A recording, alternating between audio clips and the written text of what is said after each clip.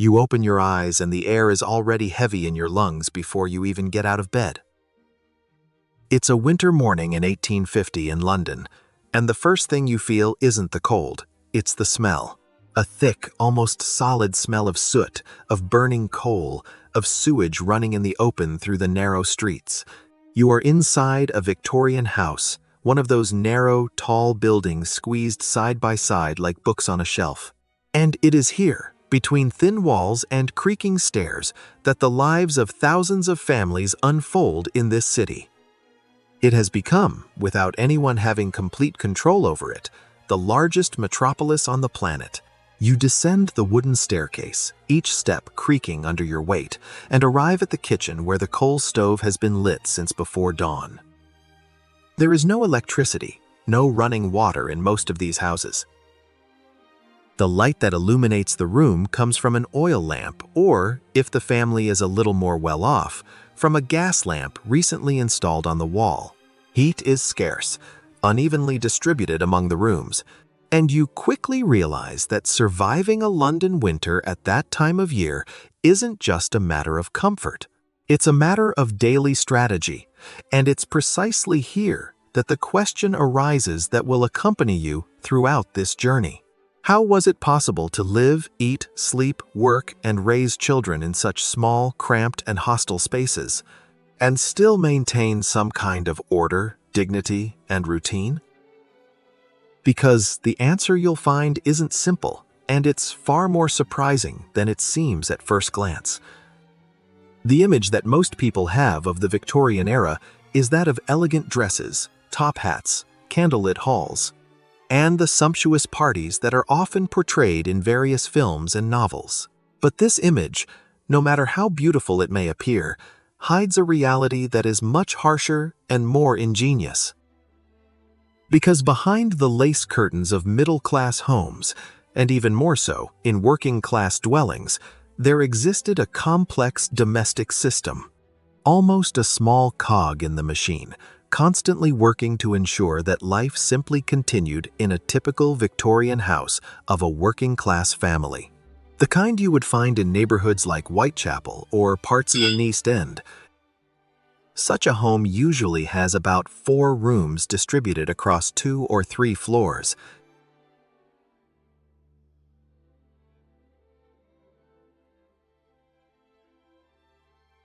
Eating, receiving guests, mending clothes, and sometimes even sleeping when the family is too large for the upstairs bedrooms. Upstairs, there are 1 or 2 tiny bedrooms with beds that are frequently shared by 3, 4, or even up to 5 people at the same time. There is no privacy as you understand it today. Parents, children, and sometimes even grandparents share the same space, the same air, the same warmth. And it is here that the narrative begins to transform.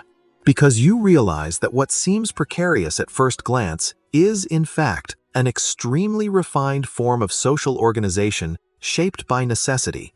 Every object within these homes has a multiple function.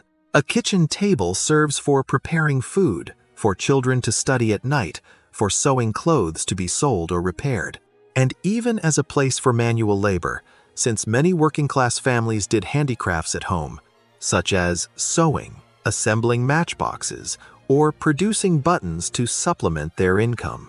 Historical studies on Victorian domestic life, such as those conducted by historians at the University of London, show that these homes were organized around a very simple principle. Nothing could be wasted. Not space, not time, not food, not energy. This even included how water was used. A single basin of water could be used to wash your face, then clothes, and finally still be used to clean the floor before being discarded. It seems shocking today, but for those families it was simply logical. Water was expensive, time was scarce, and every drop had to be worth its cost. And here is the first major contrast that will accompany you throughout this journey.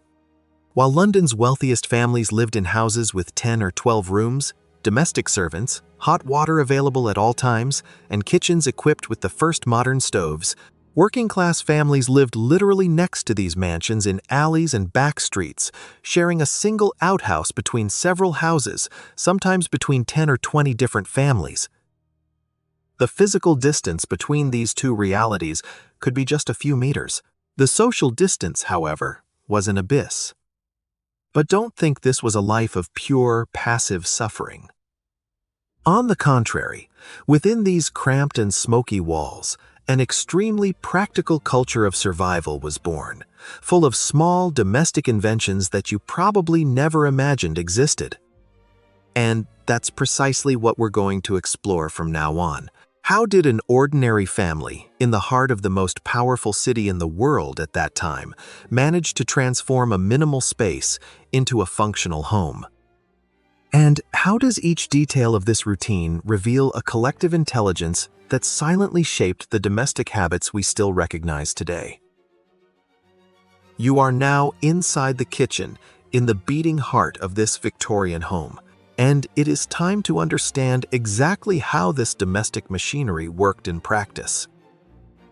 The day begins before sunrise. The woman of the house, usually responsible for all household management, wakes up around 5 a.m. She needs to light the coal stove, a task that alone takes almost half an hour. Because it's necessary to clean the ashes from the previous day, organize the coal, and use dry kindling to start the fire before it can finally warm the room and allow for the preparation of breakfast. This breakfast, you'll realize, is very far from what we imagine today as a hearty meal. For most working-class families, it consists of bread, sometimes toasted over the stove flame itself, covered with a thin layer of lard or butter when resources allowed, and black tea, often reused from previous infusions to make more cups by using the leaves until they were spent. There was no waste. Tea leaves were used until they completely lost their flavor, and even then, they could still serve another purpose. Many families used to scatter damp tea leaves across the floor, which helped to trap all the dust before they began sweeping. A simple but extremely efficient technique that reduced the amount of dirt stirred into the air in such small spaces. Meanwhile, the children, who often started to work from the age of 6 or 7, were already preparing themselves to leave their family home. Some went to textile factories, others to coal mines, and still others were street vendors, offering flowers, matches, or newspapers on the streets of London. Childhood, as you understand it today, practically didn't exist for these families, and time was as scarce a resource as space. Every member of the household, regardless of age, needed to contribute to the family structures and sustainability. And it is precisely here that one of the most fascinating aspects of this era comes in. The way the domestic space was reorganized throughout the day, almost like a theater set, being assembled and disassembled several times over and over. In the morning, the main room served as the kitchen and dining area. In the afternoon, this same room transformed into a workshop where the mother and older daughter sewed clothes, assembled small objects, or washed clothes for other wealthier families' paid work. That helped supplement the family income. And at night, this room transformed again, this time into a bedroom, with thin mattresses spread on the floor to accommodate those who didn't have enough space in the upstairs bedrooms. Research on Victorian domestic architecture, conducted by British social historians, shows that this type of multifunctionality was not the exception, but the rule. And this leads us to an important contrast. While today, we associate quality of life with the amount of space available to these families, quality of life was directly linked to the ability to adapt the little space they had to the needs of the moment. It was a functional, almost architectural intelligence, developed not by engineers or designers, but by the pure, practical necessity of daily life. Water, as you have already noticed, was a precious resource. Most of these houses did not have indoor taps. Water had to be fetched from community pumps located in the streets and carried in buckets into the house. This meant that every activity involving water needed to be carefully planned. Washing clothes, for example, was a task that only occurred once a week, usually on Mondays, and involved boiling water on the stove, scrubbing the clothes on a wooden board, and then hanging them to dry, often indoors. Since the outside air was contaminated by the constant soot from the industrial chimneys scattered throughout the city. And here is another important contrast worth visualizing. While wealthy London families already had access to specialized laundry services and, in some cases, even rudimentary indoor plumbing systems, working-class families depended entirely on manual physical effort, repeated week after week, year after year after year. The human body, in this context, was the main technological tool available. At night, when work finally subsided, the house was transformed once again. The light from the oil lamp cast long shadows on the walls, and the family gathered around the stove, not only to keep warm, but to share stories, mend clothes, or simply rest for a few moments before sleep arrived. This moment, simple as it seems, was one of the few spaces for emotional connection within an extremely harsh and rigid routine. And it is precisely this contrast between physical hardship and human connection that reveals the true complexity of this era. While these families faced precarious sanitary conditions, overcrowding, respiratory illnesses caused by the constant cold smoke and grueling workdays, they also developed remarkable forms of resilience, cooperation, and adaptation, which often go unnoticed when we look at this era only through the lens of the elegant aesthetics that the Victorian era became known for. Now, to fully understand this domestic mechanism, you need to look at the detail that many people ignore when they think about the Victorian era. Health within these homes was a constant silent challenge, deeply linked to the very structure of the dwellings. The air inside these buildings was dense, laden with coal smoke that seeped through the cracks in the windows, even when they were closed. Respiratory illnesses, such as bronchitis and tuberculosis, were extremely common, especially among children and the elderly who spent more time indoors, breathing this contaminated air day after day. The lack of basic sanitation further aggravated this reality. Many alleyways in London lacked adequate sewage systems, and waste was frequently dumped into open ditches running close to the houses. Imels ad tramitos. This created a breeding ground for diseases like cholera, which spread rapidly among the poorest populations precisely because of the extreme proximity between dwellings and the lack of treated water. It was only in the mid-1990s, through the investigative work of the British physician John Snow, that the relationship between contaminated water and the spread of cholera began to be understood. More scientifically, it was an important milestone that would gradually begin to transform how cities thought about public health.